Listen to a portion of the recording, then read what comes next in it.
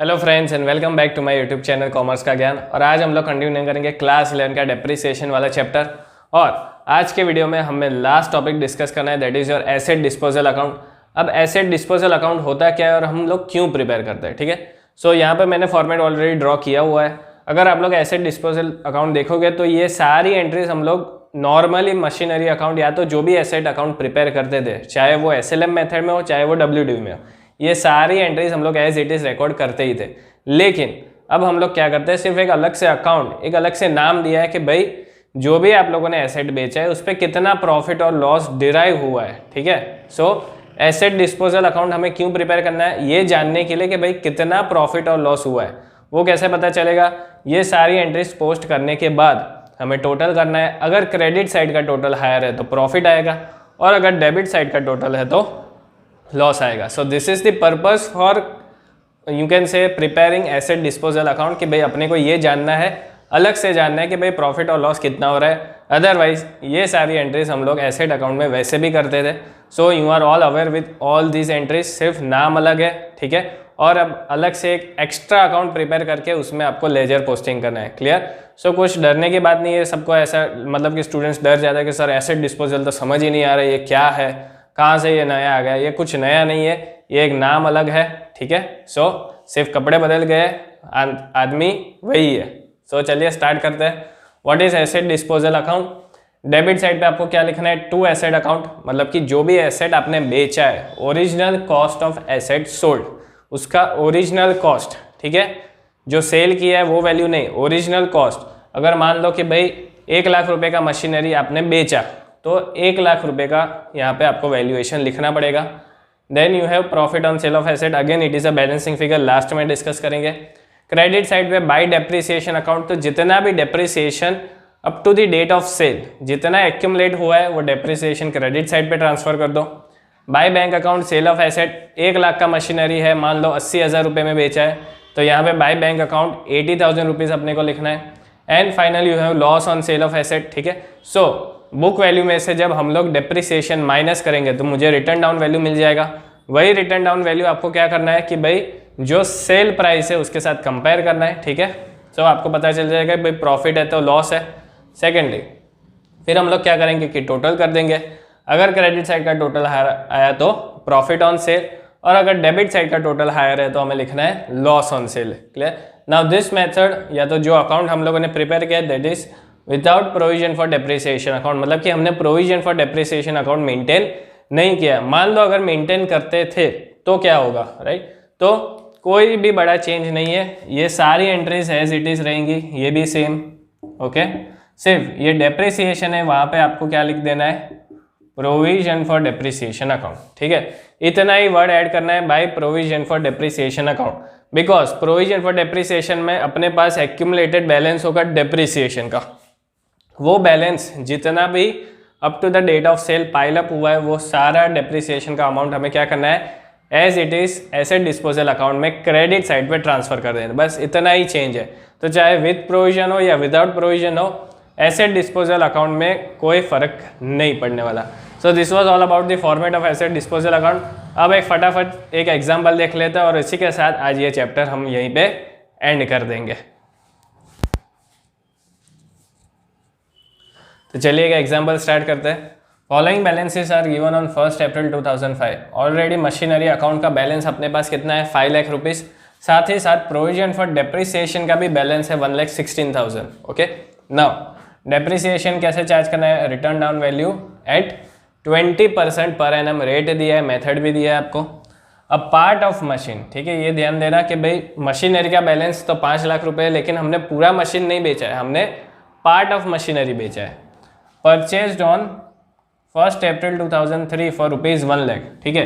तो 5 लाख रुपए में से एक जो मशीनरी का पार्ट है जिसकी कीमत कितनी है, 1 लाख रुपए, वो हमने परचेज किया है 1 अप्रैल 2003 को, and it was sold on 1 October 2005 for 60,000, ठीक है। 1 अप्रैल 2003 को हमने खरीदा और 1 अक्टूबर 2005 को हमने उसको बेच दिया, right. So that is almost 2 years and 6 months, ठीक है। तो उतने टाइम पीरियड का आपको डेप्रिसिएशन गिनना है। तो इस तरह से आपको आइडेंटिफाई करना है कि भाई डेट ऑफ जो भी डेट ऑन सेल है, ठीक है, वहाँ से पता चल जाएगा कि भाई परचेज से लेकर मतलब कि उसका जो भी ओपनिंग बैलेंस है वहाँ से लेकर till the date of sale आपका उतना डेप्रिसिएशन कैलकुलेट करना है। Prepare machinery account, provision for depreciation and asset disposal. चलिए स्टार्ट करते हैं। सो मशीनरी अकाउंट में सबसे पहली बात, इस बार तो अपने पास कोई बैंक वाली एंट्री है ही नहीं बिकॉज परचेज नहीं किया है, अपने पास ओपनिंग बैलेंस है। तो सीधा ओपनिंग बैलेंस लिख दो 1 April 2005 to balance brought down 5 lakh rupees, ठीक है। और प्रोविजन फॉर डेप्रिसिएशन में क्रेडिट साइड लिखना है because it is a liability. So by balance, यहाँ पे जगह थोड़ी कम है, कितना है balance 1,16,000 and it is also on 1 April, ठीक है। अब हमने मशीनरी बेचा है कितना, 1 लाख रुपए का, तो वर्किंग नोट प्रिपेयर करते हैं। 1 लाख रुपए का मशीनरी बेचा है हमने, ओके। तो उस पर डेप्रिसिएशन आपको कितना गिनना है, 20%। नाउ दिस इज फॉर 2003-04, फिर 2004-05 और 2005-06। ये जो हमें फाइनेंशियल ईयर दिया है दैट इज 5-6। तो अपने को 3 साल का डेप्रिसिएशन गिनना है ताकि उसकी रिटर्न डाउन वैल्यू पता चलेगी। तो फर्स्ट ईयर का डेप्रिसिएशन आ जाएगा 20,000। Next year return down value है तो इसकी वैल्यू 1 लाख माइनस 20,000, ठीक है, जो भी डेप्रिसिएशन आया। तो रिड्यूसिंग बैलेंस पे हमें कैलकुलेट करना है डेप्रिसिएशन, ये ध्यान रखना। फिर से 20% 16,000, ओके। नाउ 80,000 में से भी अपने को क्या करना है, 16,000 जो है वो माइनस कर देना है, क्लियर। सो 64,000 इंटू 20%, लेकिन ये पूरे साल का नहीं आएगा, ठीक है, बिकॉज हमने कब बेचा है, 1 अक्टूबर 2005-06 में हमने 1 अक्टूबर 2005 को बेच दिया, ओके। सो 1 अप्रैल 2005 को अपने पास बैलेंस कितना है, 64,000। सो अप्रैल, मई, जून, जुलाई, अगस्त, सितंबर 6 महीने का डेप्रिसिएशन गिनना है। सो 6/12, तो ये आपका डेप्रिसिएशन हो जाएगा 6,400। तो टोटल डेप्रिसिएशन कितना हो जाएगा, 42,400, clear. Total depreciation on machine sold, ठीक है। जो मशीन हमने बेचा है उसके ऊपर का टोटल डेप्रिसिएशन है, क्लियर, कि भाई 42,400। लेकिन जो रिमेनिंग मशीनरी है उसका भी तो डेप्रिसिएशन अपने को पता होना चाहिए, राइट। सो रिमेनिंग मशीनरी का क्या करेंगे, अब रिमेनिंग कितना बचा, 5 लाख है, उसमें से आपने 1 लाख रुपए का तो बेच दिया, ठीक है, तो बचा कितना, 4 लाख रुपीज़। अब ये जो 4 लाख रुपीज़ है उस पर कितना डेप्रिसिएशन चार्ज करना है ये अपने को पता करना पड़ेगा, ठीक है। सो मशीनरी जो बेच दिया उस पर 42,400 है। चलिए, सो अब प्रोविजन फॉर डेप्रिसिएशन में लिखते हैं। पहली बात, एसेट डिस्पोजल में सबसे पहला काम क्या करना है कि भाई जो भी एसेट आपने बेचा है, ठीक है। चलिए, तो अब अपने पास इंफॉर्मेशन है कि हमने 5 लाख रुपए की मशीनरी में से 1 लाख रुपए की मशीनरी को बेच दिया, ठीक है। सो अब ये सारी इन्फॉर्मेशन है, फिर हमने टोटल डेप्रिसिएशन निकाल दिया कि भाई जो मशीनरी बेचा है उस पर टोटल डेप्रिसिएशन कितना है, ओके। तो ये सारी इन्फॉर्मेशन अब हम लोग लेजर में पोस्ट करेंगे। सो मशीनरी अकाउंट का ओपनिंग बैलेंस आ गया बाय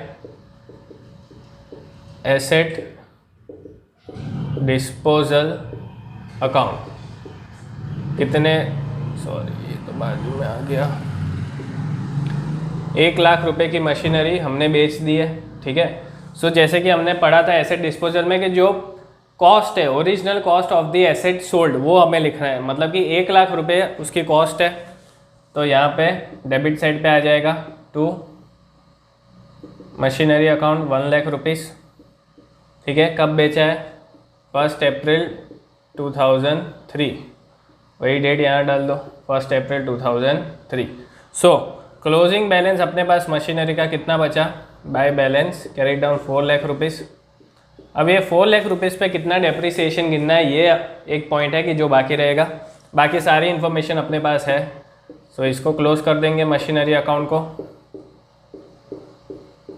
अब provision for depreciation by balance brought down, ठीक है। फिर कब बेचा है मशीनरी को?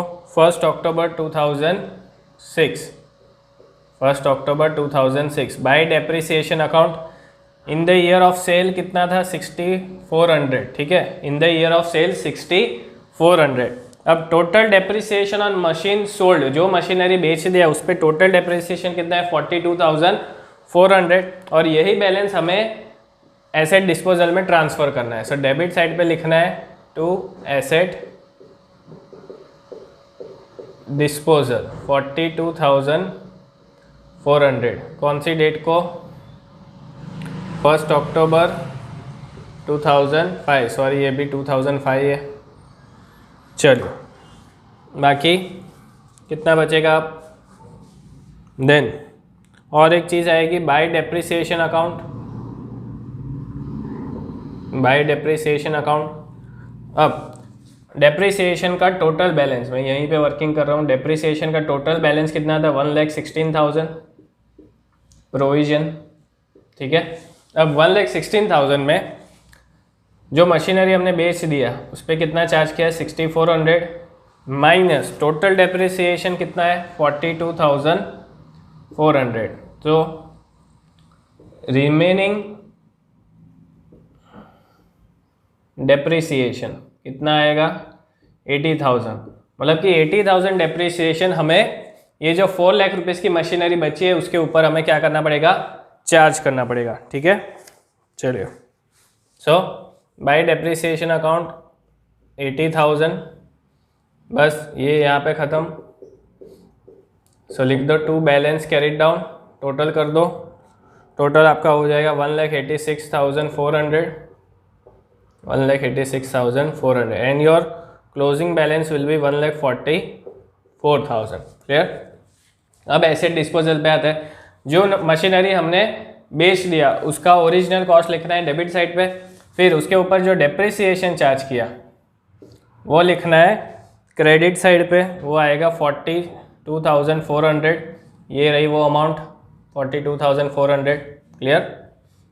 और डेट आएगा 1 अक्टूबर 2005। अब बाय बैंक अकाउंट, ठीक है। सेल कितने में सेल किया? 60,000 में, तो 60,000 लिख देंगे।